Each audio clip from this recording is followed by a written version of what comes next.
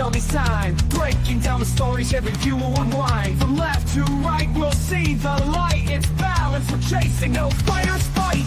Good is still beats, talking straight. Let's hear both sides, let's communicate. Politics and reason, let's find the truth. Good is still beats here to bridge it for you. Debates, insights, it's all on the screen. Good is still be keeping it keen. Hit subscribe, stay on while it's diving deep with Curtis. So be the combos you need. The combos you need.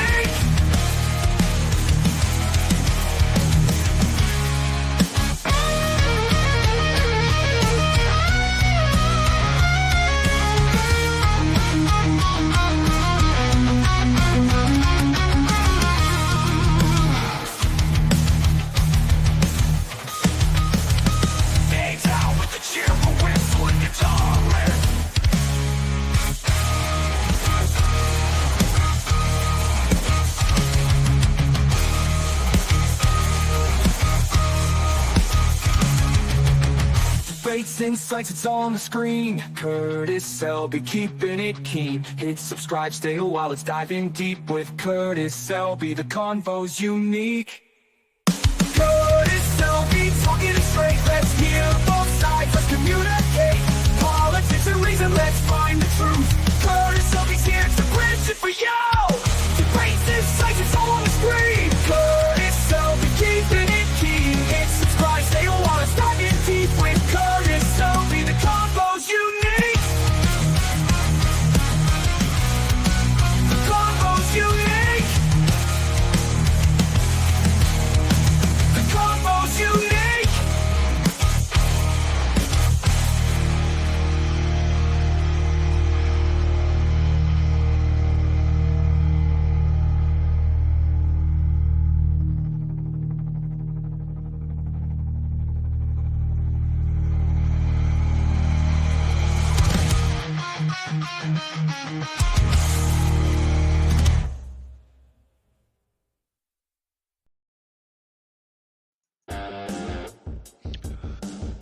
Good afternoon, everybody.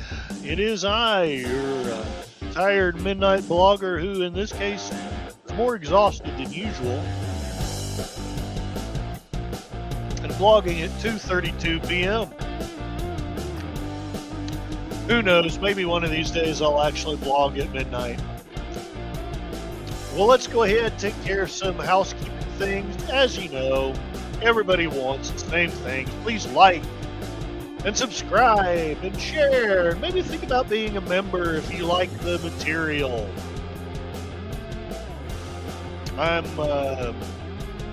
Would really love to do this for a living. Just saying.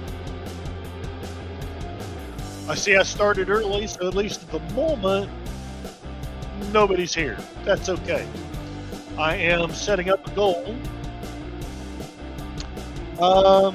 And I'm trying to think of what I want it to be. 5 super chats, any size. Actually, no. Let's do 5 super chats of at least $2. And I'll do another karaoke stream. Songs to be determined by donors.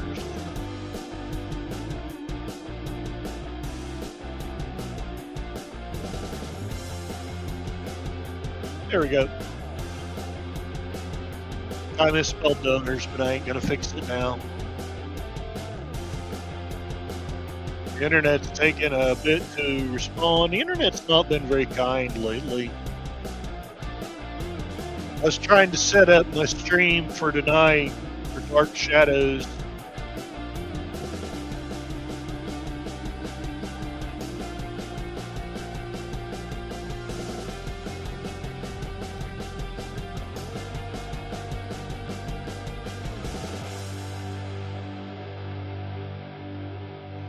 It doesn't want me to set a goal. Wow. Well, we got a counting sheet here. So there we go.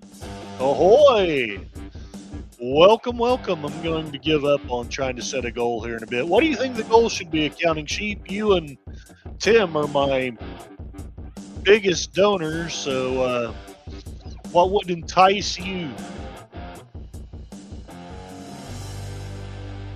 And I'm really not meaning to pad out the time of this like a Steven Seagal movie. I just don't understand why it won't let me click a button. Did I do something bad? Is YouTube upset with me?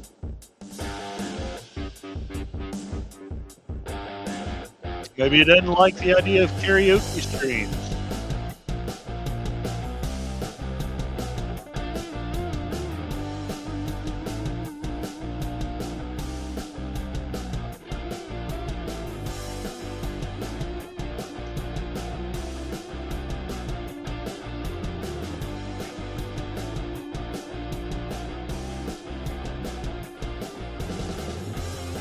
Let's see whether this works. Ah, there it goes. I decided it like that. So yeah, whatever the heck I just set up, 5 super chats. I think $2 is the minimum I put. Not even trying to milk money out of you guys necessarily, just trying to get one set up. Wow. Because I'm a goalie type person. That's how I are. And let's set up a poll here.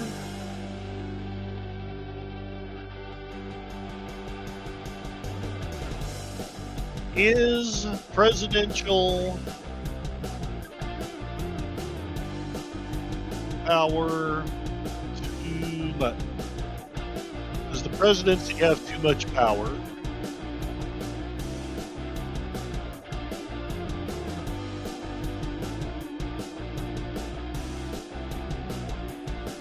Yes, no. Depends on what party is in power. And I like turtles. Beginning to wish they'd let me put in a 5th option, but you know what? Goal. You guys can choose a watch party for next Friday for 5 super chats of at least $2. I'm going to allow the donors to pick the movie within reason. No Danielle Craig gay stuff. Just saying. I'm assuming this is you, Accounting Sheep. It depends on what party's in power. I like that. I'm going to use my other channel to vote. I'm just listening to my music here. I'm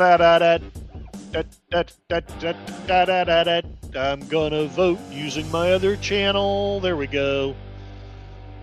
Because you can't vote in your own polls.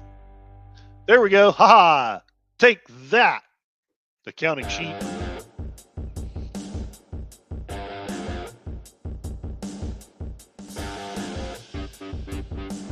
Ah, holy crap. Hawaii judge. You probably know something I don't. I'm not sure what that's about. Is there a Hawaii judge doing some shenanigans? We may look into that in a bit. Right now, I'm going to start on the topic. We're talking about the second article and the presidency.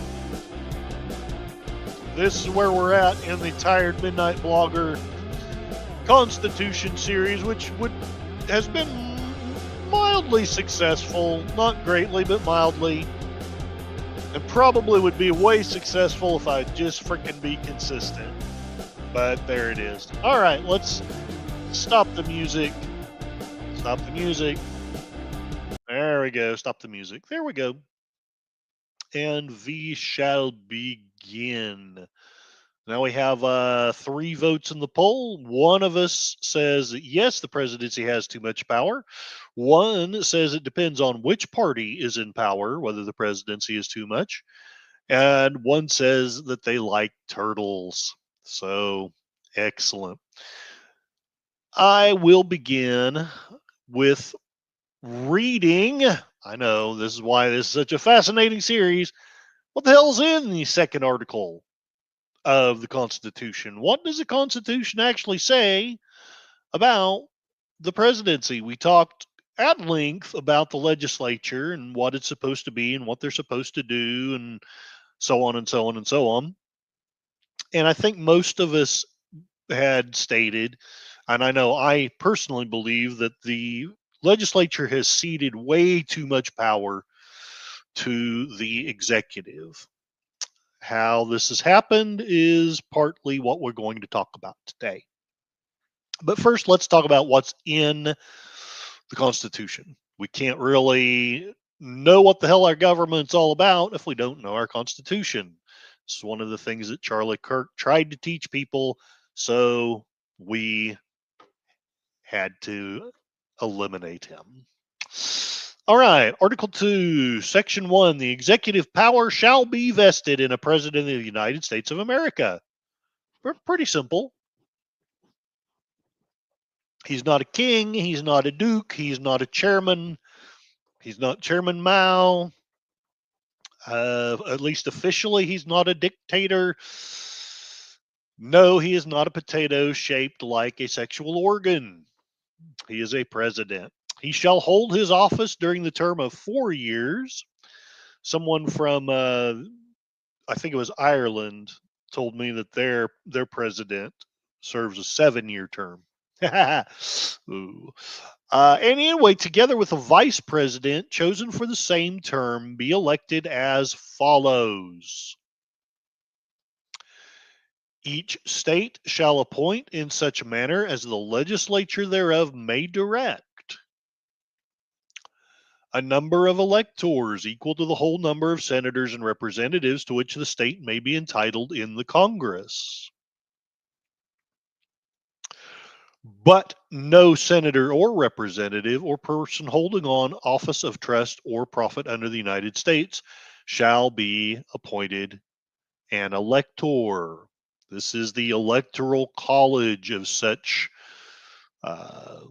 controversy in our times.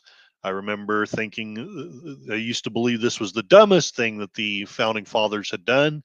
I think I stand nearly alone amongst my personal friends in believing now that this was actually one of the smartest things they did, and it is the stupidity of ourselves who have caused this to degenerate into what it is today. The electors shall meet in their respective states and vote by ballot for 2 persons. Some of this has been changed since the beginning of since the writing of the Constitution. But anyway, each per elector shall vote for 2 persons, of whom one at least shall not be an inhabitant of the same state with themselves. Clear as mud, right? So when Washington was elected, he was the only president to get all electoral votes. It means that basically John Adams was the person who most of the people then voted for the second time. And they fixed all that because with John Adams, at any rate, there was a lot of really angsty stuff with him and his vice president, and people realized that we needed. And I mean, I think there were some other cases too, but anyway, it was realized that president and vice needed to be in the same party. Somebody is sending me a message. What are they saying? Mm, all right. So, all right, that changes my plans for tonight, but that's okay. Stuff can still be done.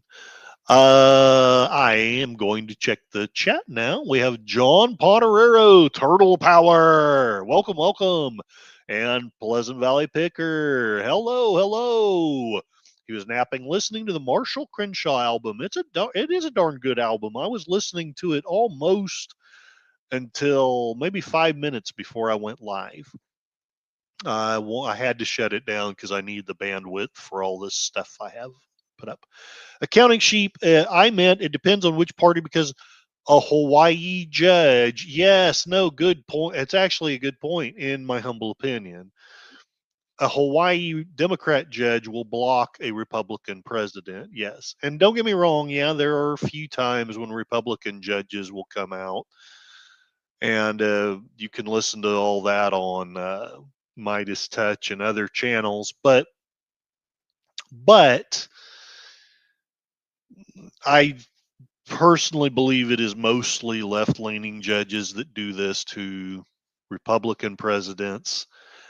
And I think it's largely overdone, my humble opinion. Okay, so there we go. Right on. It seems as though many folks have tried to have good government. It seems to go sideways too often. Correct. PvP, the main problem with democracy seems to me that there are too many uninformed, ignorant, or just plain crazy folks voting. And I would agree with that. You have to have a well informed and moral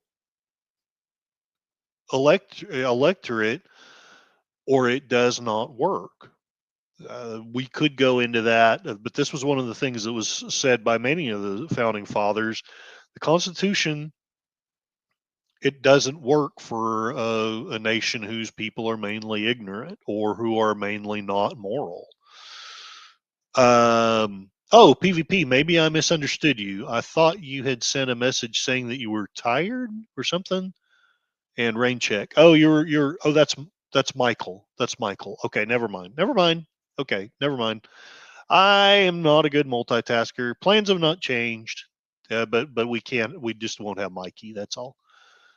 Yes, we're doing Dark Shadows PvP. We are doing Dark Shadows. Come as long as I have internet. Come hell or high water, we're doing Dark Shadows.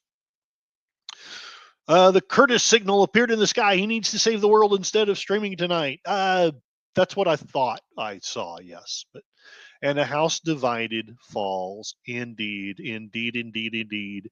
All right, so back to the Constitution.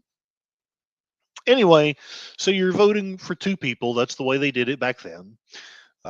They shall make a list of all the persons voted for and of the number of votes for each, which list they shall sign and certify and transmit sealed to the seat of the government of the United States, directed to the President of the Senate. The President of the Senate, and if y'all remember, that is the Vice President of the United States, if memory serves. Forgive me if I was wrong about that one, but that was the whole controversy about Mike Pence. So, yes, indeed. So, the list shall be signed, transmitted to the President of the Senate. The President of the Senate shall, in the presence of the Senate and the House of Representatives, open all the certificates, and the votes shall then be counted. Fortunately, we've never had the count from Sesame Street as our as our president of the Senate. One electoral vote. Two electoral votes. The person having the greatest number of votes shall be the president, if such a number be a majority of the whole number of electors appointed, and if there be more than one who have such majority and have an equal number of votes. Yay. Then, and this has happened at least once that I know of, the House of Representatives, dang nabbit, people stop messaging me when I'm streaming. The person, now I'm all discombobulated. The person having the greatest number of votes shall be the president, if such a number be a majority of the whole number of electors appointed. If there be more than one who have such majority and have an equal number of votes, then the House of Representatives shall immediately choose by ballot one of them for president. This happened between Andrew Jackson and John Quincy Adams. It was a whole big thing. It's why we have political parties to begin with. The House shall immediately choose by ballot one of them for president. If no person have a majority, which this is what happened, the House couldn't pick somebody. They kept tying. Then from the 5 highest on the list, the said House shall in like manner choose the president.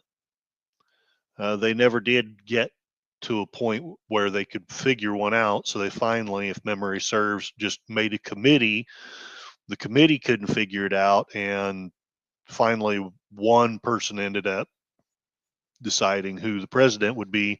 And a lot of people were pissed. But then it would have happened either way. Someone would have been mad.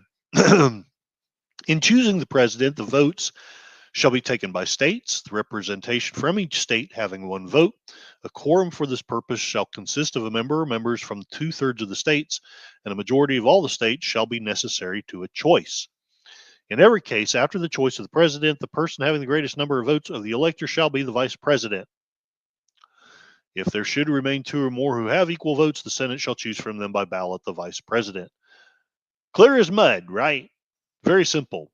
I'm not saying that that part is what I agree with. What I agree with, though, is the Electoral College. Have seen the film Kick-Ass, PvP. You are the one that had us all watch it, and I'm glad that you did. Gorillas, random thoughts. Hail, hail, hail. Mayday, mayday. I'm at a birthday party with a bunch of kids here, age 4 to 13. I forgot my cigarettes. Mayday, mayday. That's tough. That's tough, man. Find the toughest looking, most tattooed 4-year-old and ask to burn a smoke, gorilla. Yeah, that would be my personal suggestion. The Congress may determine the time of choosing the electors, and on the day which they shall give their votes, which day shall be the same throughout the United States. No person except a natural born citizen, my dog Cassie, or I don't know, beautiful females that like tired bloggers. No, seriously, no person except a natural born citizen or a citizen of the United States at the time of the adoption of this Constitution shall be eligible to the office of president. I like my version better, but it is what it is. Yes. Neither shall any person be eligible to that office who shall not have attained the age of 35 years and been 14 years a resident within the United States. So you can be out of the country, just as a random example that has no relevancy whatsoever. You could be, say, in Kenya for a certain number of years, but you have to have been in the United States for 14 years. And you have to have been a naturally born citizen, not a Kenyan born citizen, as a random example that has nothing to do with anything whatsoever. In case of the removal of the president from office, or of his death, resignation, or inability to discharge the powers and duties of the said office, the same shall devolve on the vice president. The Congress may by law provide for the case of removal, death, resignation, or inability, both of the president and vice president, declaring what officer shall then act as president. I think that's confusing as crap. Declaring what officer shall then act as president, and such officer shall act accordingly until the disability be removed or president shall be elected.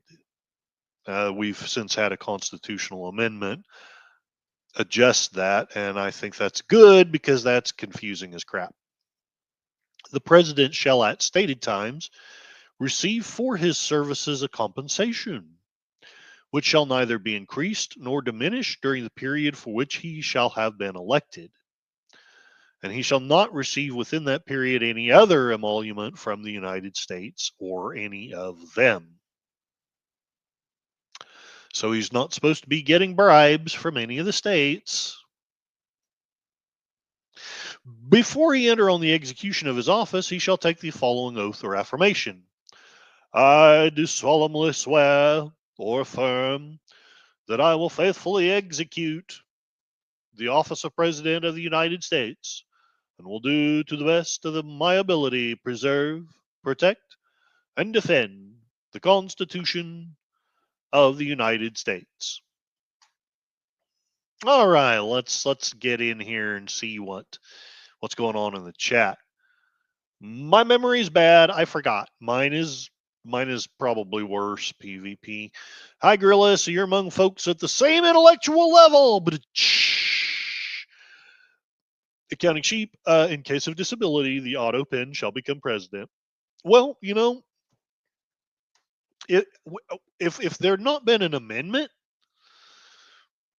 the way this is originally worded, that would have been possible as long as Congress basically passed some kind of spiffy law. I'm glad they changed that because I don't it's too confusing there. It makes it sound to me as though we don't like who the vice president is, so we're going to choose our own president. And then it makes you wonder, well, why don't they just unalive presidents and choose who they want, which I would suggest may have happened more than some of us think. The Phantom Boomer explores, hail and well met. Welcome, welcome. I'm not proud. You can bribe me. I've DM'd my share of D&D games, and I so want to do so again. But I make an official rule. I can be bribed. If you want to bring candy or soda pop or coffee, I've never had this happen, but if a woman wants to, in some way ingratiate herself to me, I'm willing to have rolls re-rolled or extra XP or what have you. PvP is sharing a link. What is this link? What is this link? This is Buster Keaton. The house falls on Buster Keaton. That's fantastic. While I'm over on this side, let's see how the poll is going. 33% of you say yes, the presidency has too much power. 33% of you say I like turtles. 22% of you say it depends on what party is in power. And interestingly, 11% say no. The presidency does not have too much power. Interesting. I was actually kind of thinking nobody would choose that one, but I'm interested that somebody did. Let me know in the chat. Don't be afraid. Don't be shy. Let me know because I'm not going to beat you up. I just would be curious to know what your thinking is. PvP, one of the greatest stunts ever filmed. Are there any actors today that dedicated? I would suggest that if there are, I would say it was probably Tom Cruise. But other than him, yeah, probably not. Yes, PvP. I wish young hot women would bribe. Yes, in certain fantastic ways. Phantom Boomer could use a new motorcycle. Yeah, PvP is like, yeah. Then I wake up. Trump is not perfect, but he's better than many leaders. And I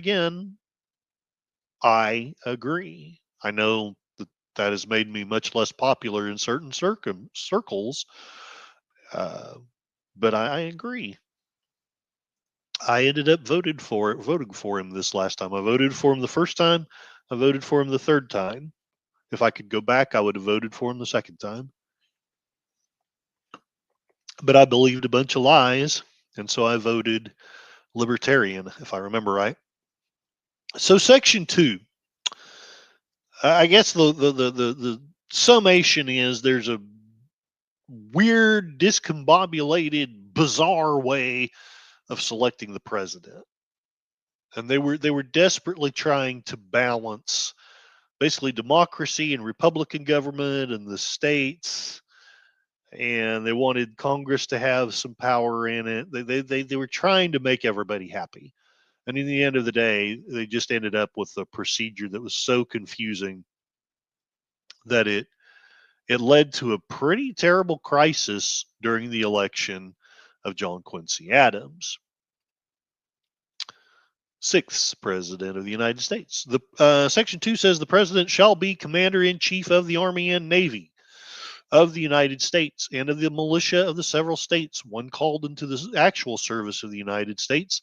He may require the opinion in writing of the principal officer in each of the executive departments upon any subject relating to the duties. The Constitution says duty of their respective offices, and he shall have power to grant reprieves and pardons for offenses against the United States, except in cases of impeachment. So if you're impeached, he cannot just say, screw you, Congress. This guy gets to keep his seat. He may not have to go to jail. He may get his right to vote put back, but he can't continue to hold an office that that the Congress has said that they no longer can. Which is probably why Gerald Ford pardoned Nixon, because frankly, had they impeached him, according to this, unless there's something in one of the later amendments, he would no longer have that power to pardon him, at least of that impeachment. Anyway, I had never even thought about that before. He shall have power by and with the advice and consent of the Senate to make treaties, provided 2/3 of the senators present concur, and he shall nominate, and by and with the advice and consent of the Senate, shall appoint ambassadors, other public ministers and consuls, judges of the Supreme Court, and all other officers of the United States whose appointments are not herein otherwise provided for, and which shall be established by law. But the Congress may by law vest the appointment of such inferior officers as they think proper, and the president alone, in the courts of law, or in the heads of departments. The president shall have power to fill up all vacancies that may happen during the recess of the Senate by granting commissions which shall expire at the end of their next session. So, I know both parties have done a fair amount of that, and both parties are always slamming the other. You did that on purpose. You're a big poop head, dodo head, nom nom. But anyway, that's basically the big power of the president. They're the commander in chief, and they select the most powerful positions, and that aren't elected, and that has to be with the approval of 2/3 of the Senate. So, Section 3, he shall from time to time give to the Congress information of the State of the Union. So, that State of the Union address it's in theory a constitutionally mandated thing. Now, the way I'm reading it, he could just mail it in, but because presidents tend to be people of ego, they like to give the speech in person. I don't know that that's ever not been done. Maybe it has, but to my knowledge, it's nearly always something that the president gives in person to the Congress and Senate. He shall recommend for their consideration such measures as he shall judge necessary and expedient. He may, on extraordinary occasions, convene both houses or either of them, and in case of disagreement between them with respect to the time of adjournment, he may adjourn them to such time as he shall think proper. That's an interesting power. I don't know that I've ever seen that one exercised. He shall receive ambassadors and other public ministers. He shall take care that the laws be faithfully executed, and shall commission all of the officers of the United States. Section 4, the president, vice president, and all civil officers of the United States shall be removed from office on impeachment for and conviction of treason, bribery, or other high crimes and misdemeanors. So, pretty, other than the method of election, pretty simple, pretty straightforward. It really doesn't seem like there's, from the founding fathers' perspective, it doesn't sound like there's a lot to be done because they didn't have a standing army. The power to declare war was in the hands of the legislature. And, really, all he should be doing is commanding that military, which in times of peace would have been pretty minimal back then, and making appointments and basically making his suggestions for laws. Did it even mention vetoing? I think that was mentioned up in the article about the legislature. Yeah, it was mentioned up in the article about the legislature. So, really, for considering the times, not that much power. So how have we gotten where we're at today? And how is it that the anti-federalists who basically were scared to death that this would eventually lead to a tyranny, is it possible that they were right or at least partially justified in their fears? Oh yeah, thank you for reminding me, Phantom Boomer. Jackie Chan, he is a very dedicated actor. So yeah, don't know why I didn't think of him. PvP popularity is like fame and can be fleeting. You can't please everyone. You are not wrong. And Gap After Dark. Hello, hello. You're getting into we've gone through the meat of the second article, but you're about to hear how we've gone from a time when the presidency really wasn't a terribly powerful thing, and people usually went to their senator and not their president if they wanted things done, to this time when you've got a president. And no, I'm not talking about Trump necessarily. I'm just talking about anybody. That the presidency has become a extremely powerful position. How did that happen? Hello, all, and yeah, PvP. I've gotten to where I, I try my best not to compete with anybody hardly, but there's always somebody streaming something somewhere. So, if y'all want to go there or if you want to basically ping pong back and forth, which is what I do quite often, that's understandable. PvP, no president has ever been impeached. Well, the the terminology is confusing. There have been multiple presidents. I remember a time when only one had, but there's been multiple presidents who've had the trial, but there's never one that's actually had the conviction.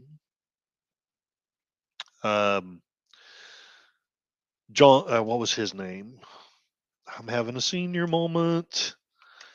The Lincoln's vice president, whose name I can't believe I would ever forget. What was his name? Don't ever get old, guys.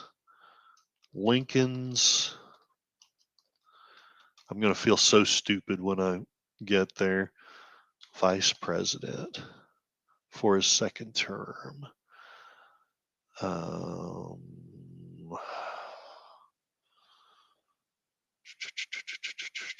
Andrew Johnson.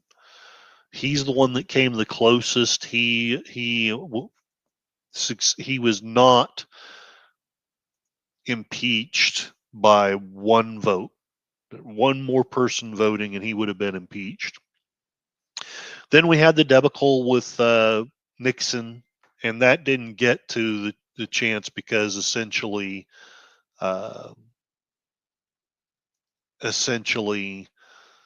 he resigned.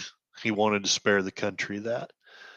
and then the fiasco with Clinton, and then since I would say since Trump was elected, it's just become a fiasco because everybody's always trying to get, there was an effort to get uh, Otto Penn impeached.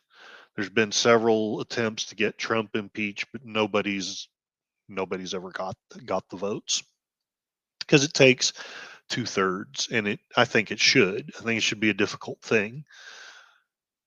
Phantom Boomer, I've been all around the different parties, ended up an independent. I don't blame you. Voted for Ross Perot. Good on you. Would have voted for Kennedy if they had disappeared Trump. Voted for Trump all 3 times. Yeah, I was going to vote for Kennedy. And then, you know what happened. I voted for Trump twice. I voted Libertarian. I don't even remember the name of the person the second time. And it just is what it is. PvP, I remember how they tried to impeach Clinton. Yeah, that was a fiasco. Because, I mean, I didn't like Clinton. Don't get me wrong. But the reasons that they brought up to impeach him were just kind of ridiculous and silly. So, yes, that's exactly correct. Accounting sheep. Impeached, yes. Convicted and removed, no. PvP remembers Watergate. See, I was, without meaning to be offensive here, I was 3 at the time, so I don't remember that. Yes, and indeed, hi Gap. Thank you. I'm glad to see you back. Hopefully, this will be worth your time. PvP Superman could be president. Clark Kent, not so much. It's an interesting thought. They both were born on Krypton. I don't know. Interesting. Actually, since Superman is an alien, he could not be president. That's right. He could be about anything except president.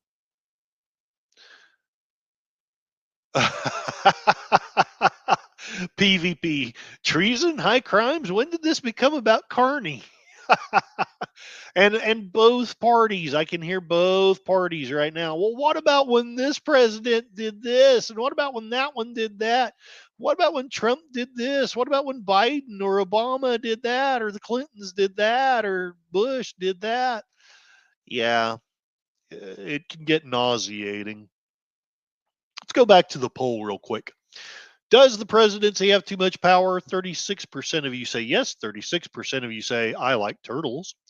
18% of you say depends on what party is in power. And 9% say no. President does not have too much power. I would suggest that if we were actually holding to the Constitution, that he does not. But so let's kind of go through just a tiny little bit of how we have gotten here. Uh, I don't want to go all the way back in time because you could go. Arguably, I would suggest you could go all the way back to John Adams, maybe even Washington, and say, well, this was something that was an overreach of power, and this is where it all began, and so on and so on. I'm rather arbitrarily going to actually go with one of my favorite presidents. Uh, Paradoxically enough, I suggest that the real beginning of the blow up in presidential power was with Abraham Lincoln. Don't get me wrong, he's still one of my favorites. I've read books about him. He was in extraordinary times. I think he had the right thoughts and heart, but I think this is where it started, was with the Civil War.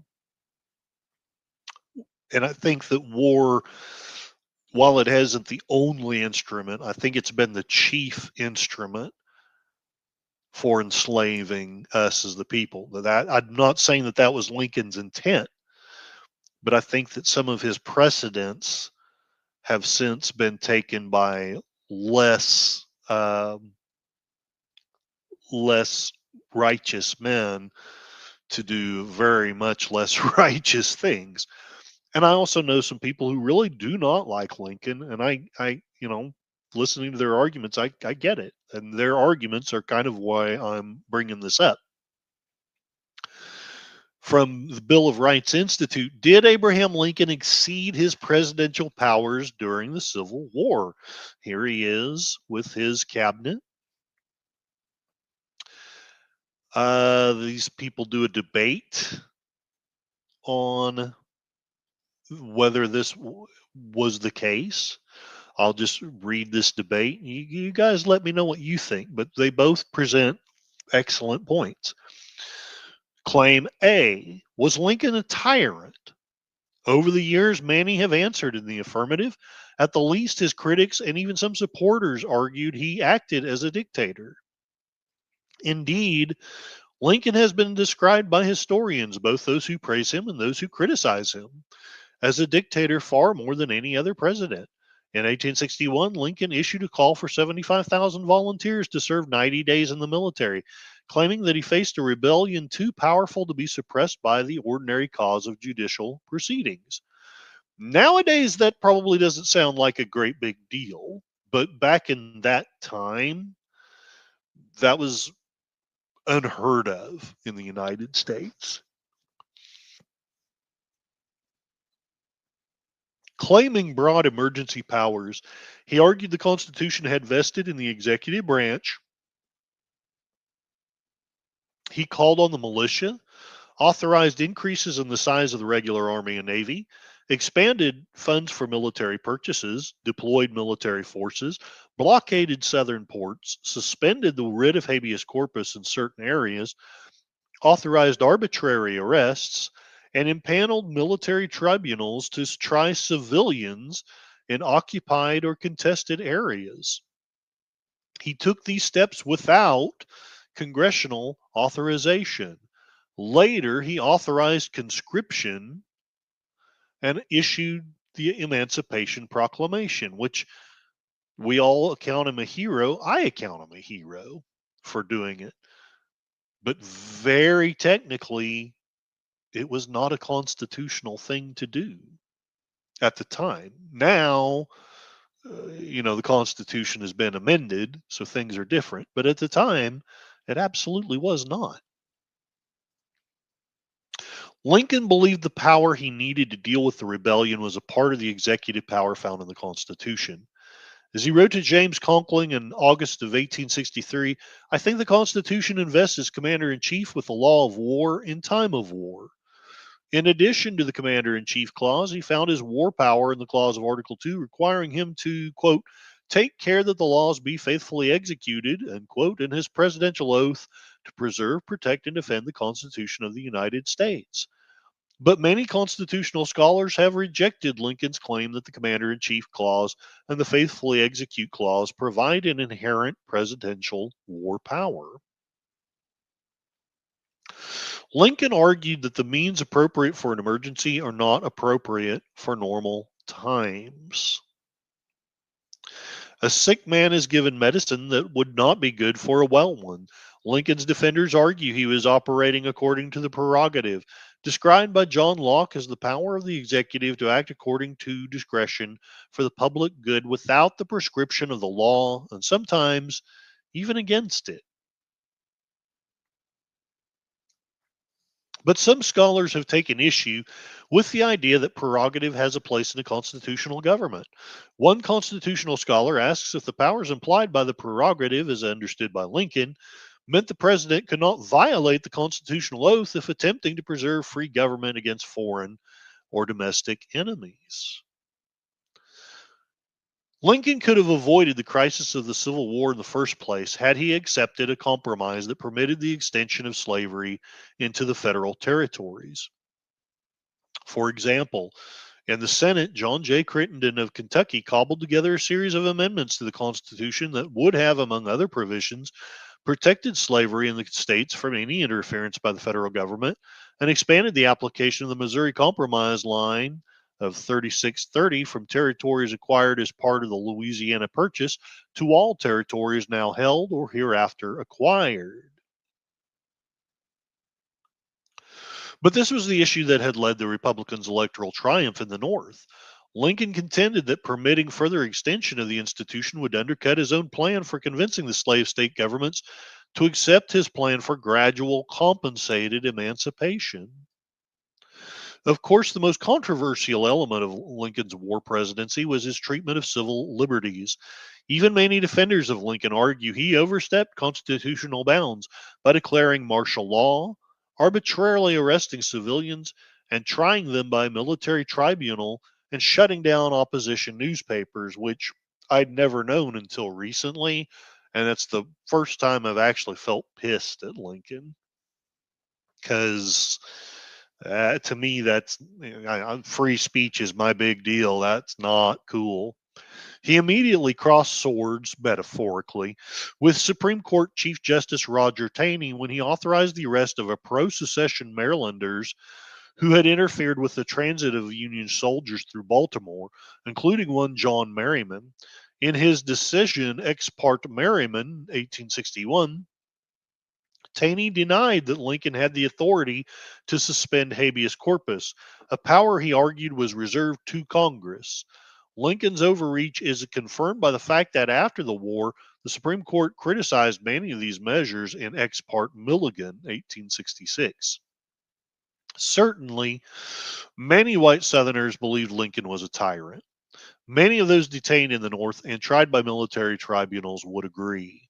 Many scholars have taken umbrage at what they perceive as Lincoln's shredding of the Constitution. Whether one believes Lincoln was a tyrant depends on whether one accepts the idea that the Constitution is one thing during normal times and something different during times of emergency, either war or rebellion. So that is one side of the argument. PvP, one problem with government today is too much bureaucracy. I think it's a huge problem. Yeah, it's all good. It's all good. I'm you know, God bless her. I hope she does well. PvP voted for turtles. The Phantom Boomer Carney did not see that clearly at first. Read it as Comey. Oh, Comey. I did a talk about him. When was that? A couple of days ago.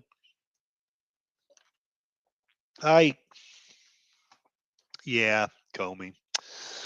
PvP back in time, H.G. Wells. Yes, we're going back in time. When I went to Washington, D.C., I went to the Lincoln Memorial. It was awe inspiring, incredible sculpture. As a person with a bachelor's in fine art, I think it's a great statue. That's cool. And even though I'm giving this argument and agreeing with some of it, I'm still Lincoln is still one of my favorite presidents. I know some very intelligent people who think I'm very wrong to have that. But I do. I think I think he was a great man. Now, that doesn't mean he wasn't flawed. That doesn't mean he didn't make sometimes very tragic mistakes. I think a better man might have been able to avoid that war, but here's the trouble. Who was the better man? Because I look at the history of that time, I don't see, there were better men maybe in the past, but I don't see any better man at that time. So PvP, I mean, that's just my opinion. Like I say, I know some very intelligent people who, if they hear that, are probably like, "What the hell, Curtis?"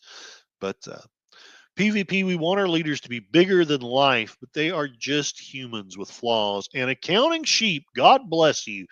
$2 super chat, one super chat closer to we'll have a watch party on Friday if we get 5 super chats. I didn't put up a poll for it because I don't know how my schedule's going to go, but I'm pretty sure I'm off Friday. And I wanted to spend some of it with you guys, if that's possible. PvP, sad thing is, many folks of color shout out about getting compensation. These folks were never slaves. Get a job, folks. Yeah, not wrong. Not wrong. I'm sure there's maybe some people of color not liking that comment, but whether white, black, Hispanic, green, Orion slave girl, uh, w- being a victim is not going to get us anywhere. We have to we just have to take accountability for our lives as they are. Have some of us been handed a raw deal? Yeah, but I think most of us have the power to at least make our lives a little tiny bit better. And I think that that's what we should be concentrating on instead of throwing a bunch of hate at people for what their ancestors did in the past. If I wanted to, I could talk about African tribes who slaughtered tons of boars back, you know, 300 years ago. And I could say, well, that justifies hating blacks. No, it doesn't, because it has nothing to do with me. And none of those people alive are here. So it would be very petty and small minded for me to look at a black person and go, I hate them because one of his ancestors probably killed one of mine. It's petty and stupid. PvP. Yes, Lincoln did questionable things. Washington did questionable things. Every single president. This is one of the reasons why James Monroe has become my favorite president, because, in my humble opinion, of all the presidents that have ever been, he's the one who did the fewest questionable things.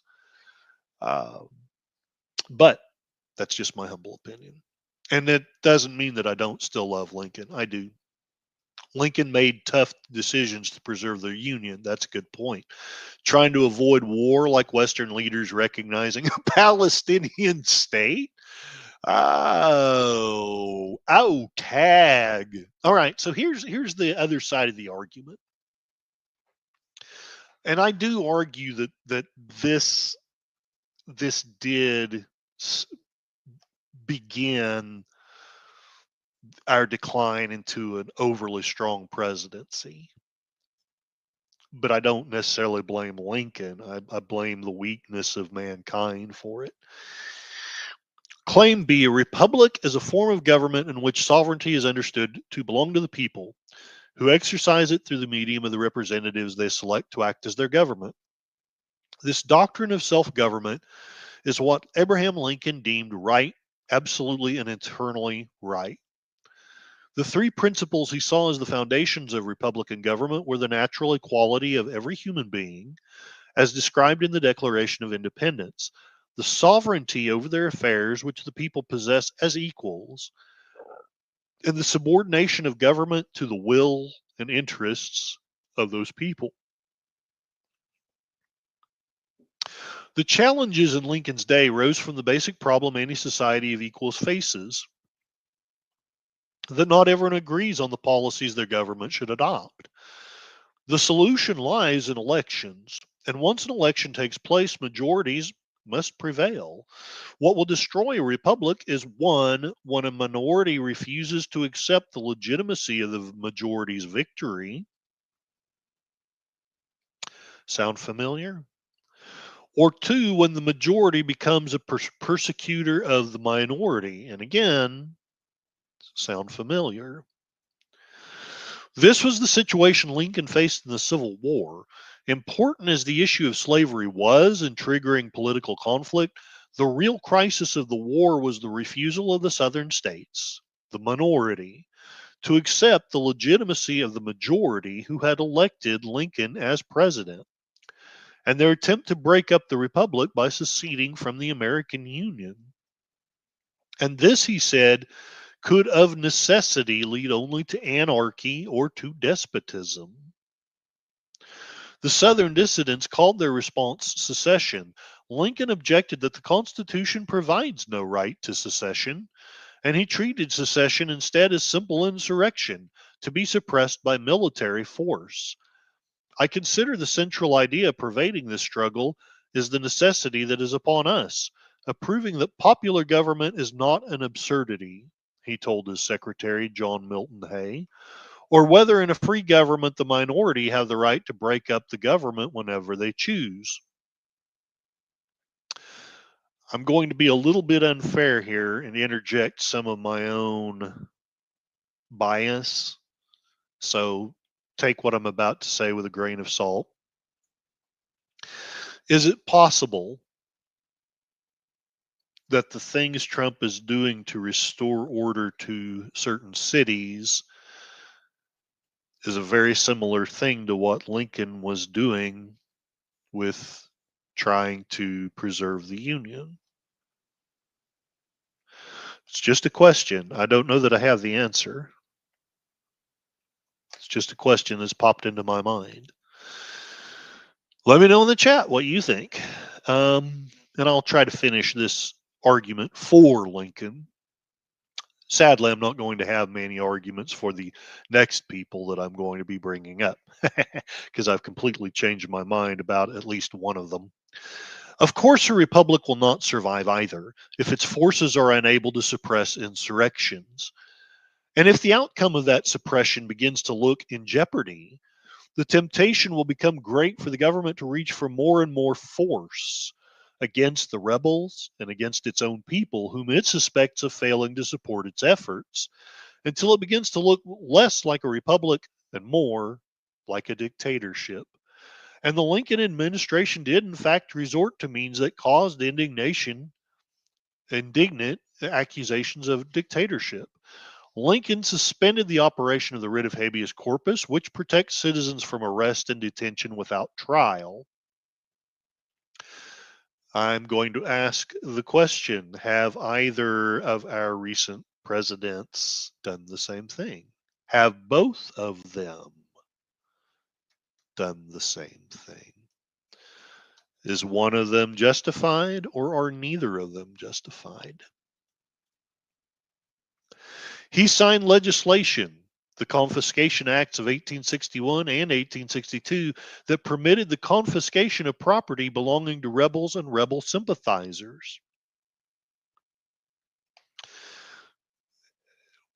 Another question I have, is that in any way similar to just arbitrarily telling big tech companies to deplatform people? Basically, maybe not confiscating property, but you're arbitrarily taking away possible livelihood of people. He decreed the emancipation of the South slaves. His armies destroyed property, interfered with elections, silenced and imprisoned dissenters, and closed down newspapers. Now, all of this, in spite of the fact, maybe illogically, I still love Lincoln. These are all factual things that happened, not necessarily under his orders, but under his administration. But many of these examples are isolated or else easy to misconstrue. The Constitution actually does authorize the suspension of habeas corpus in times of rebellion or national emergency. As Lincoln said in his July 4, 1861 message to Congress, to state the question more directly, are all the laws but one to go unexecuted and the government itself go to pieces lest that one be violated? The Confiscation Acts were sparingly enforced, although that from my recent studies of the Civil War, there's definitely parts of the South that could make a good argument that the hell it was. But compared to a lot of other civil wars, yes, those acts were, quote, sparingly enforced. And the confiscations eventually were reversed by the federal courts for what that may not have been worth. The federal courts themselves remained open, and so did Congress and the legislatures of the states, even when those legislatures were bitterly critical of Lincoln. His Emancipation Proclamation was issued on the strength of his constitutional role as commander in chief as a, quote, military necessity. He did not free slaves in the border states. Think about that. People often misconstrue that proclamation. He didn't free all of the slaves. In fact, it was kind of a hollow order. He freed the slaves that were still in rebelling states. You got to understand and imagine the only way that order had any force is if he won the war. It's the only way. He did not free the slaves in the border states because there was no military necessity involved that would justify it. Did he sometimes violate the Constitution? He did. Did he at least make some efforts to stay within it? Oh, hell yes. Hell yes, he did. The total number of arrests under his administration, which included blockade runners and guerrilla fighters, amounted to little more than 14,000 out of a Union population of 22 million. Now, that's still a crap ton of people. But let's just put it this way. I would suggest that probably several thousand of those people had it coming. You know, if you're running a blockade, if you're a guerrilla fighter, you do those things with the understanding that arrest is part of it's kind of like being a pirate. Why does Curtis Selby not become a pirate? He would love to the life of adventure and sailing and maybe getting some scabies from hot wenches off of the sea. But becoming a pirate comes with that risk that a nation state will arrest and or execute me, or at least imprison me. So I don't do it. Okay. And that's not to say that the blockade runners should or shouldn't have done it. It's just you have to go into that understanding. It's like doing a rebellion. You have to go into it understanding that prison or the end of your life or the loss of everything is a possibility. And if you don't, you're just being childish and foolish. Had Lincoln wished to erase Republican government entirely, he need only have used the Union Army to close down every court, arrest every opposition political leader, nationalize businesses, industries, and the railroad, and suspend all further elections indefinitely. And that's my biggest point. All these people who tried to get Trump taken off of the ballot, all these the Democrat Party who tried to force Biden down everyone's throat without hardly a vote at all, and then force Kamala down the vote our throats without anybody anywhere having voted for her. We weren't able to do a election, frankly, but frickin' Abraham Lincoln, during the midst of a fricking civil war, was still able to hold an election with legitimate opposition that had legitimate chances against him. There were plenty of times, even just a few months before the election, that it looked like Lincoln might not be the next president.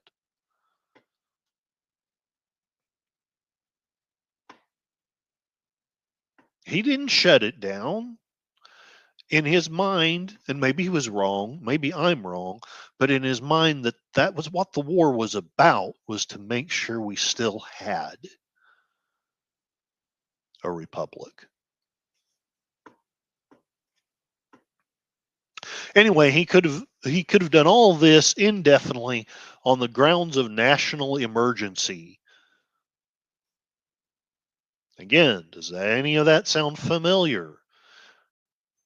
From either party. I'm not trying to just wag at one, as so many other dictators have done.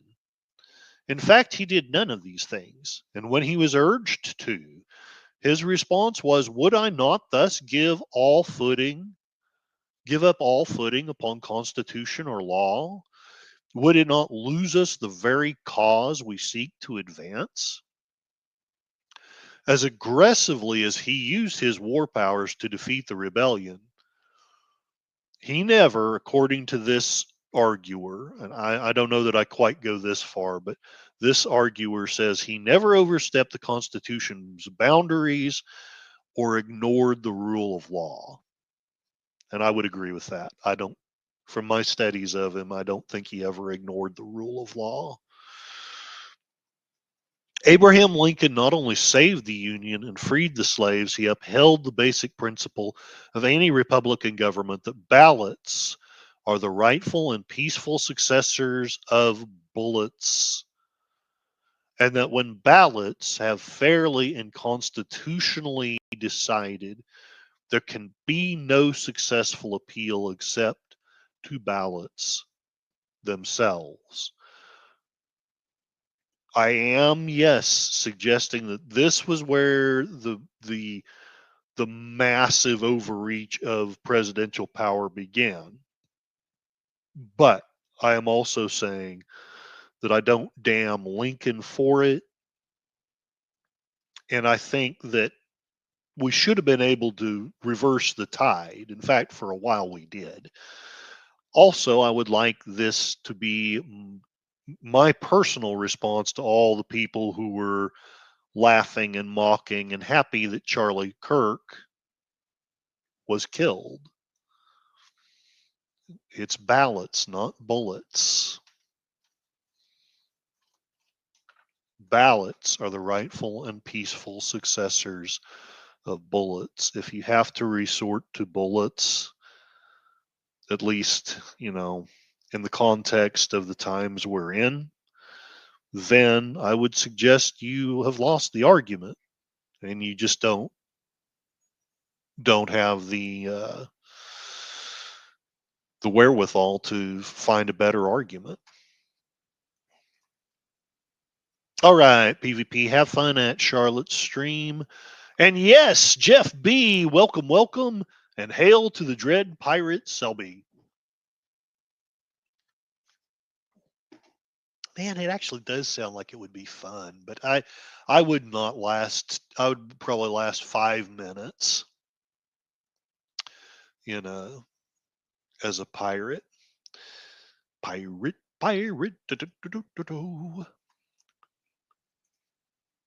All right.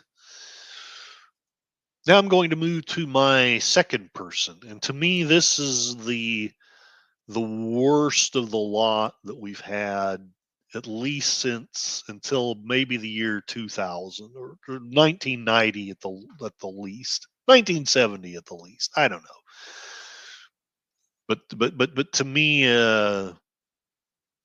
this is one of the worst people that we've had for liberty. This is from Teaching American History, Constitutional Government in the United States, the President of the United States. And here we have who used to be one of my biggest heroes, but the last 10 or 15 years I've learned things about him. He is definitely not my hero no more. Woodrow Wilson. He is the only political scientist to have served as president. I want that to sink in. So many people think that the problem with our government is it's not scientifically administered. And they may have some points to that. My response to that is I would suggest that the most scientifically administered government of all time was Nazi Germany. They scientifically knew how to manipulate people. They scientifically knew how to motivate people. They scientifically knew how to eliminate people. I'm no longer a fan of quote unquote scientific government. I'm not saying I still love science.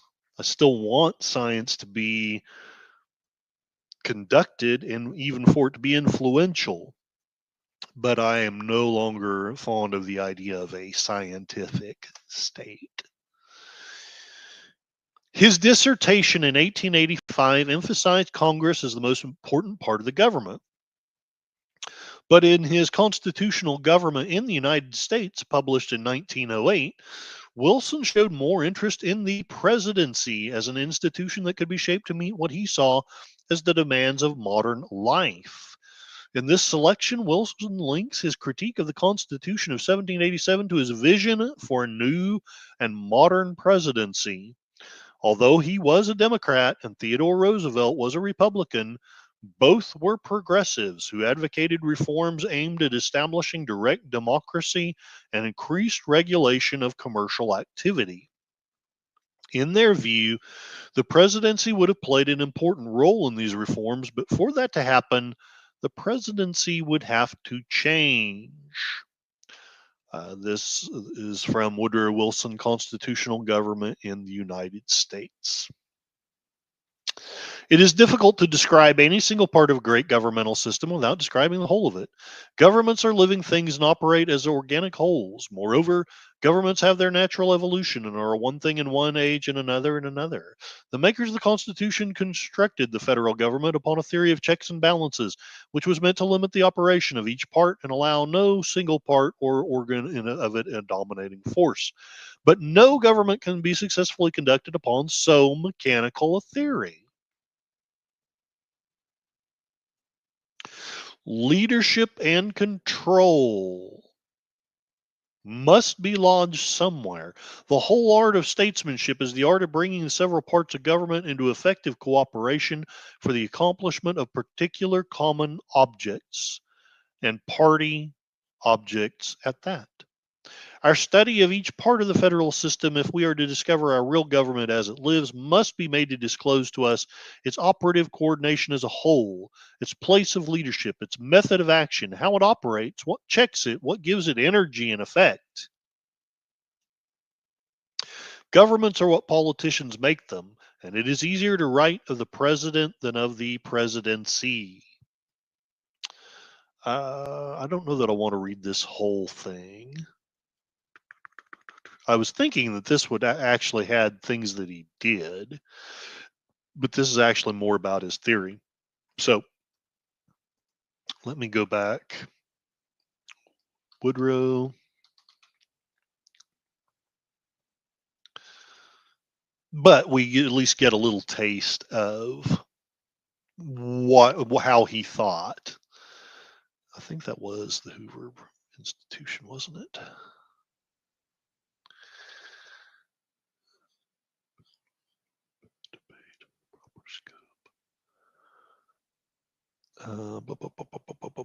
Okay, here we go. Let's go to this instead.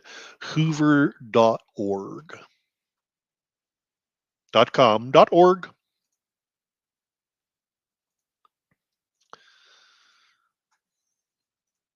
The expanding power of the presidency. So we got a little taste of Woodrow Wilson's thinking, and I think that would be a fascinating thing to read. It just doesn't serve my purpose quite so well, which is to manipulate you into thinking that Woodrow Wilson was a monster. The progressive era brought a lasting change to the American state of affairs. Presidents Theodore Roosevelt and Woodrow Wilson had a fundamentally different vision of the executive branch than their immediate predecessors, and indeed, really any prior president, going back to at least Jackson. They envisioned the presidency as the mediator of the national interest, something quite distinct from what our Congress centered Constitution prescribes, and thus saw the occupant of the White House as a ceaseless source of activity, communicating to the public about what the national interest requires, placing pressure on recalcitrant legislators, taking an active lead as head of a national political party, and generally rallying the nation to whatever cause he deems important. Enterprising chief executives innovate new pathways of power, are met with little resistance, and thus the innovations soon become norms. Most presidents since Teddy Roosevelt have contributed to this process. regardless of party or ideology. With the exception of the presidencies of Warren Harding and Calvin Coolidge from 1921 through 1929, this view of the presidency has more or less obtained ever since. Republicans and Democrats, conservatives and liberals have all ascribed to it, at least when their side resides at 1600 Pennsylvania Avenue. What's more, this view has taken hold as a normative idea both in the academy and the public at large. The standard text for any presidential history class remains Richard Neustadt's Presidential Power, which sadly I have not read, which unabashedly celebrates this modern presidency over the mere clerkship of the late 19th century. What's more, presidential rankings by historians, which I have lost most faith or trust in, but anyway, they inevitably favor those commanders in chief who acted in a modern way. FDR, TR. Who's TR? Oh, Theodore Roosevelt, sorry. Wilson, etc. While leaders like Grover Cleveland and Coolidge are regularly dismissed as forgettable. How do we explain this change in light of a written constitution? After all, the very purpose of writing down the organizing principles of government was to prevent slow alterations to the way politics is conducted. And yet, that is exactly what we have seen with the presidency. If anything, the only amendments to the Constitution since the 1700s have actually limited the power of the chief executive, formally limiting him to 2 terms. And yet, the power of Barack Obama is vastly superior to, say, Benjamin Harrison. What to make of this? An interesting quirk of our constitutional system is how it can be altered without amendment. See, that's the thing that really bothers me. It's not the amendments that have been made. It's all the changes that have happened without amendment. So back to the Hoover Institute. If a leader, usually the president, takes power for himself that is not strictly within the boundaries established by the Constitution, and the people do not complain loudly and long enough, then the founding document is effectively amended as a new precedent is established. This is the primary way that the country has developed an immensely powerful commander in chief, despite the fact that the Constitution dedicates less than 1,000 words to the executive branch. I don't know if you noticed, but my reading of the second article was a lot quicker than the first. He wasn't supposed to be basically a king. It has been in this manner that over the last 100 years, the scope of the presidency has grown. Enterprising chief executives innovate new pathways of power, are met with little resistance, and thus the innovations soon become norms. Most presidents since Roosevelt have contributed to this process. Um, but where does it talk about? Where does it talk about Wilson? I may just have to tell you myself. The internet kind of makes me sad sometimes. Fine.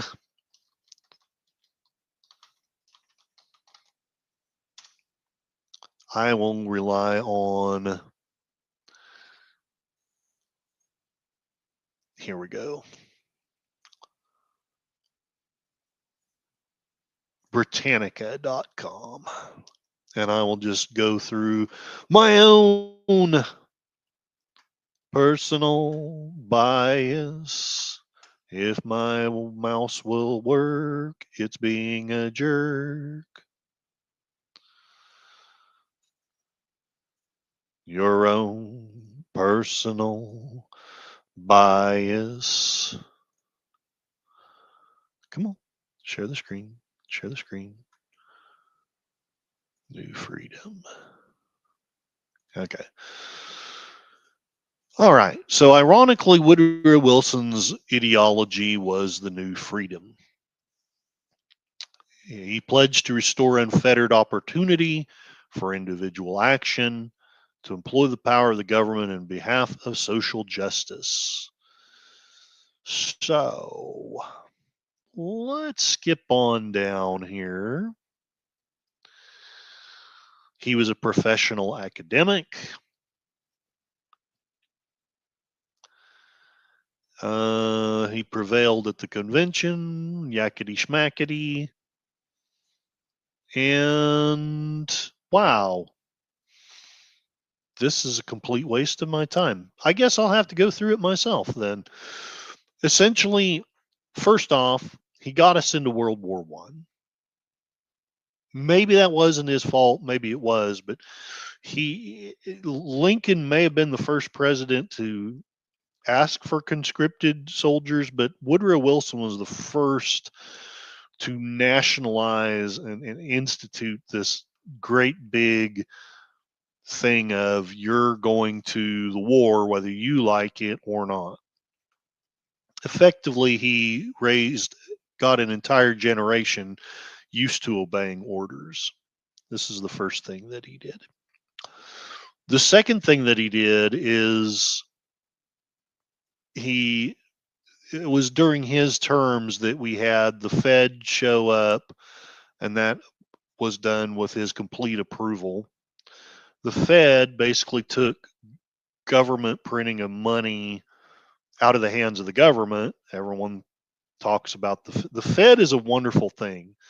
It's just enough a part of the government that it has the power of the government, but it's just enough of not a part of the government that it can thumb its nose at people when it wants to. I would abolish the Fed, or at least audit it and have it put under a more strict control. But the Fed was one of the things that Wilson was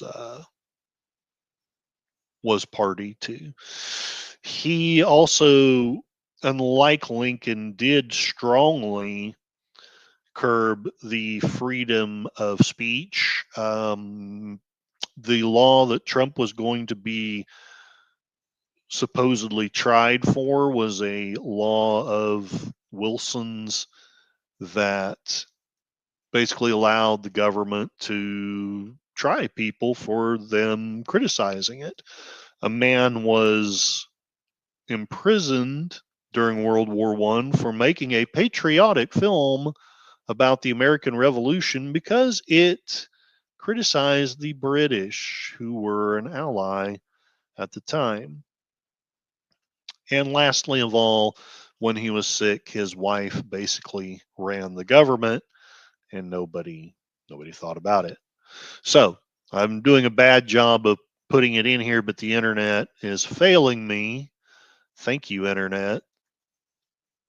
And if you want to look these things up, you can. But there it is. And then the last one I'm going to talk about is FDR. Hopefully the internet doesn't fail me on this.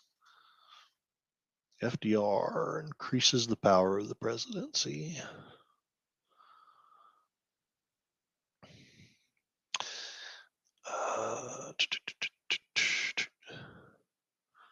Hopefully this will actually work. I think it's interesting some of the things that the internet has been doing lately. But anyway, our poll has changed. 38% of you say I like turtles. 31% of you say yes, the presidency has too much power. 23% say it depends on what party is in power. And 8% of you say no, the president has adequate power.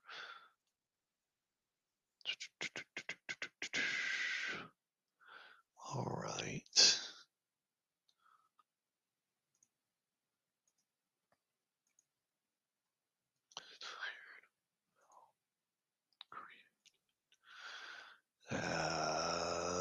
Join our free newsletter. I don't want a free newsletter. Govfacts.org. How FDR overworked presidency created the modern White House. For most of American history, the office of the presidency was a remarkably small affair. We talked about that. When Herbert Hoover confronted the Great Depression in 1929, he did so with a handful of secretaries and a staff that would be dwarfed by that of a modern day mayor. Of course, he also like turned troops on a bunch of World War I vets. I talked about that in a previous stream.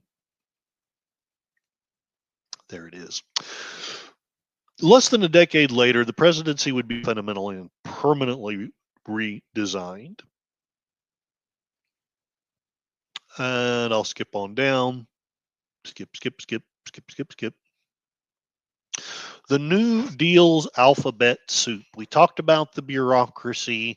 It started a little bit with Wilson and exploded under FDR.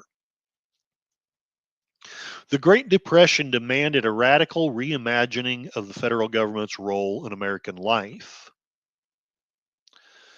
I would suggest that actually it didn't, but we were all scared, so we allowed it to happen. Franklin D. Roosevelt's New Deal was the chaotic, energetic, and ultimately overwhelming response. In his first 100 days, Roosevelt launched a whirlwind of legislative activity, creating a sprawling alphabet soup of new agencies designed to provide relief, recovery, and reform. This explosion of government activity fundamentally transformed the executive branch, creating an administrative apparatus so vast and complex that it swamped the presidency's meager managerial capacity. The new agencies appeared with breathtaking speed. The Agricultural Adjustment Administration to stabilize farm prices, which would have been maybe not unthought of, but would have just not even been a possibility before. The Civilian Conservation Corps to put young men to work. My humble opinion, better idea than what's been put out in recent times. The National Recovery Administration to regulate industry. The Tennessee Valley Authority to develop an entire region, and the Works Progress Administration to create millions of public works jobs. This was not a carefully planned expansion, but a series of bold and often desperate experiments. Roosevelt's own management style amplified the chaos. He eschewed hierarchical organization, instead, creating agencies with competing mandates and assigning advisors with clashing temperaments to the same policy problems. He deliberately bypassed the slow moving federal bureaucracy by creating new emergency agencies for new tasks, believing this would foster flexibility and prevent the setting of bad precedents. While this approach encouraged innovation, it also led to a government that often seemed to be working at cross purposes. For instance, the AAA was paying farmers to take land out of production to raise crop prices, while the Bureau of Reclamation was simultaneously working to bring arid land into production to expand farmland. The NRA sought to raise the prices of manufactured goods like farm equipment, which directly undermined the AAA's goal of improving the relative purchasing power of farmers.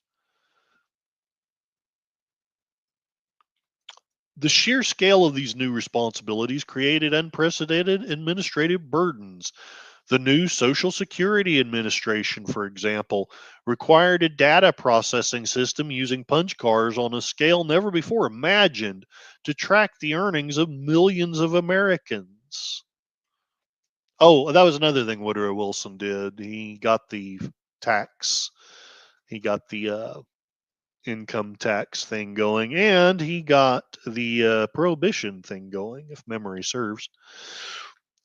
Maybe I'm wrong about that last one. But anyway, the Department of Labor, led by the nation's first female cabinet secretary, Frances Perkins, was suddenly tasked with administering new national wage and hour standards and dealing with a massive influx of controversial immigration cases.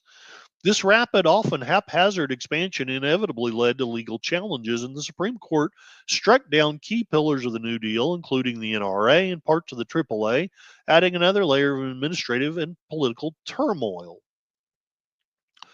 The difference is it was the Supreme Court, not local activist judges. This administrative crisis was not an unforeseen consequence of government's growth. It was the direct result of Roosevelt's deliberate choice to use the executive branch as a laboratory for policy experimentation. The resulting chaos was the very thing that made structural reform not just desirable, but essential. By 1936, Roosevelt had built a powerful modern federal government, but he was attempting to manage it with the institutional tools of the 19th century. The president was the single point of coordination for the sprawling, often contradictory enterprise, yet he lacked the staff, the structure, and the formal authority to do so effectively. The contradiction had become untenable. By Franklin D. Roosevelt's second term, the administrative strain on the presidency had reached a breaking point. The sprawling, uncoordinated machinery of the New Deal was threatening to collapse under its own weight. It became clear to Roosevelt and to leading experts in the burgeoning field of public administration that the problem was not any single program, but the institutional design of the presidency itself. Hold on a second here.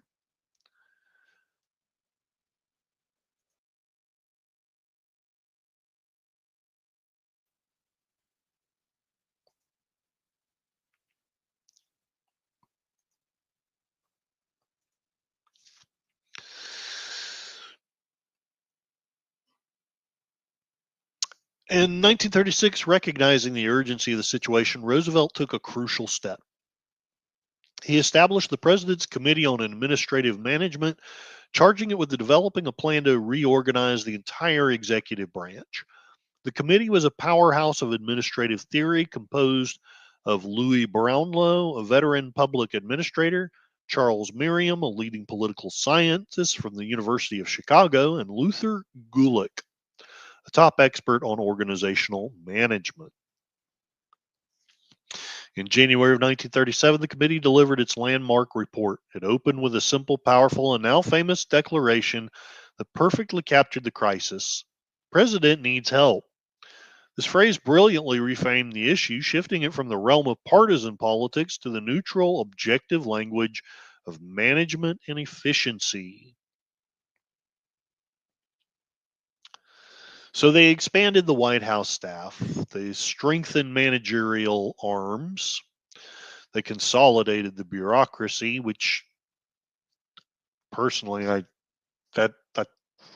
kind of thought that's what Doge was supposed to be doing, but we won't go too deeply into that.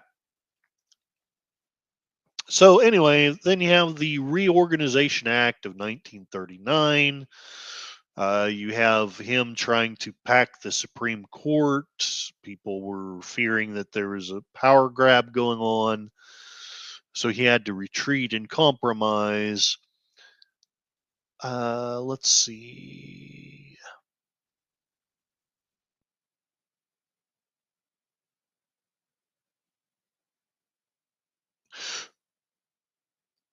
Executive Order 8248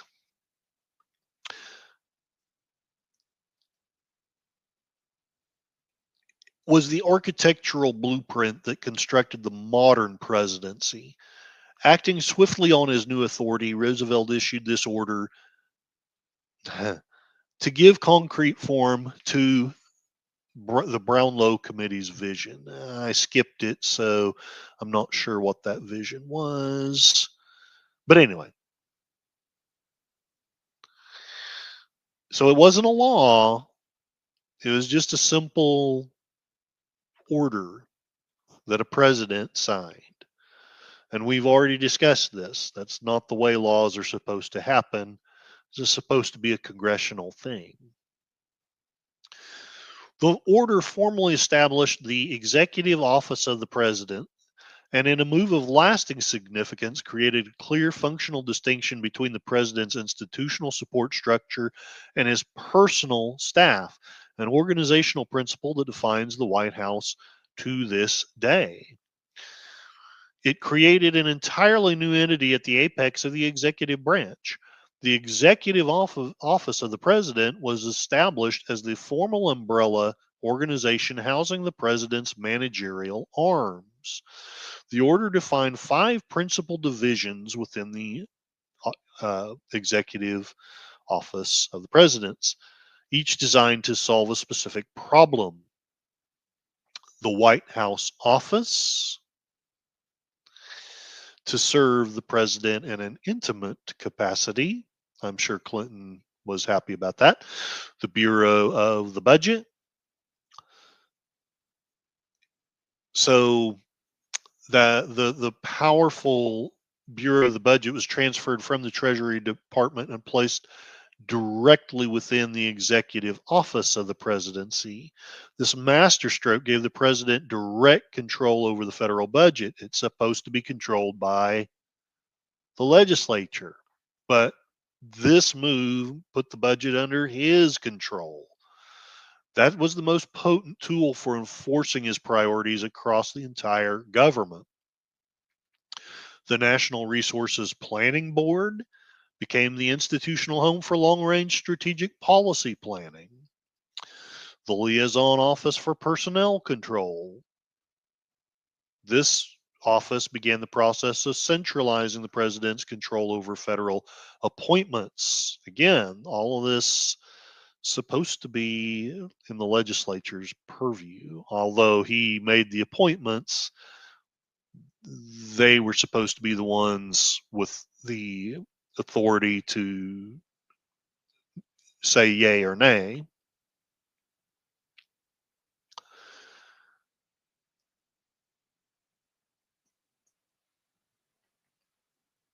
So, the enduring legacy is an institutionalized and imperial presidency. The reforms of 1939 were an undeniable success in resolving the administration crisis of the New Deal.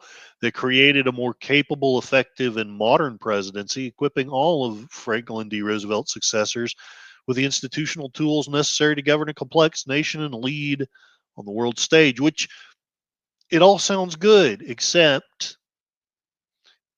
it took the power that's constitutionally supposed to be one branches and put it squarely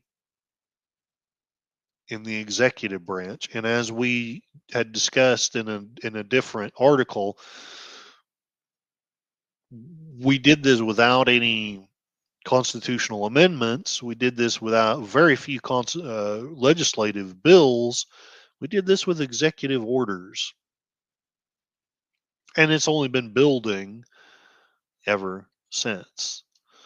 This concentration of power has been a consistent source of concern for those who fear an executive branch that overwhelms the other branches of government. Critics argue the powerful executive office of the president has enabled presidents to bypass Congress and enact major policy changes through unilateral actions like executive orders.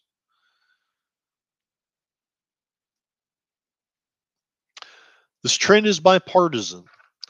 Analysts of institutions like the Cato Institute point to a continuous expansion of executive power across modern presidencies, from Bill Clinton's aides celebrating the power of the pen, stroke of the pen, law of the land, kind of cool. It's not the way it's supposed to be. To Barack Obama's use of his pen and phone to implement immigration and climate policies, and the aggressive unilateralism of the Trump and Biden administration on issues ranging from border security to vaccine mandates. So, this is how we got here. And the last thing is wars. Gap is going to watch the rest of the stream tonight. I've got to start cooking dinner. I'm almost done anyway. Long and the short is we've had executives who were brilliant at basically making sure that they got administrative things done, which is fine, but they found ways to bypass Congress, and now we, the people, are basically irrelevant. You have this bureaucracy that knows what it's doing and gets its mandates, not even necessarily from a president, just kind of from a pool of people. And now we're here. So there it is. my tired blogger, very tired analysis of the Second Amendment or the second article of the Constitution, why the presidency is not supposed to be so powerful and why he has become so. I would suggest wars, the number one thing. The number two thing have been using executive powers for crises of different kinds, a Congress that's lazy and really doesn't want to do anything but bang their the women in Washington, and we'll let the executive people do it. And lastly, voters who don't do their due diligence, they don't research, they believe the lies of the press, they don't really know what their government's supposed to be all about. And it all comes down to what we have now, a soft tyranny that becomes less soft every day. All right, I'm going to call it a stream. Sorry if I was a little long-winded and maybe not as entertaining as I should have been. And I'm also sorry that I had some internet glitches. Some of the articles that I intended to use either didn't pull up or didn't quite have the information that I thought that they had. So, thank you very much, Accounting Sheep. I hope you are doing well. PvP, I hope you're doing well. And I will see you tonight for Dark Shadows. John Ponderero is saying turtle power. Let's take a look at that poll before we get too far ahead. The winner of the poll was I Like Turtles, 38%. And Accounting Sheep, by the way, gave a generous $2 super chat. So thank you very much, good sir. We didn't reach our goal, but that's okay. Life goes on. Let's see. Thank you and hello to PvP. Thank you for the kind comment, Gorilla's Random Thoughts. Thank you, the Phantom Boomer Explorers.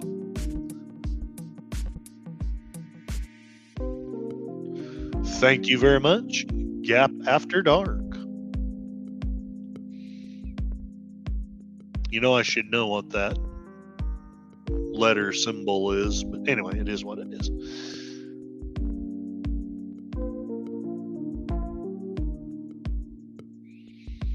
And Jeff B. All hail the Dread Pirate Selby. Well, part of my whole spiel for wanting to talk about the Constitution is I really do believe in liberty and freedom. I believe that this Constitution we have was the greatest framework of laws ever designed for liberty and freedom. And I think that we shouldn't throw it away without at least doing some thought.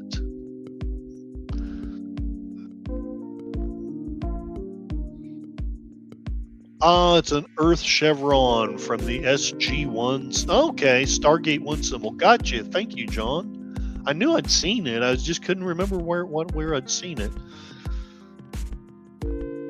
Anyway, I want you all to know, in spite of what the press or what your friends or what the government says, you are, in fact, good enough, wise enough, smart enough to run your own lives. You do not need to be told what to do or how to think by big governments or big corporations, big organizations like some religions, some.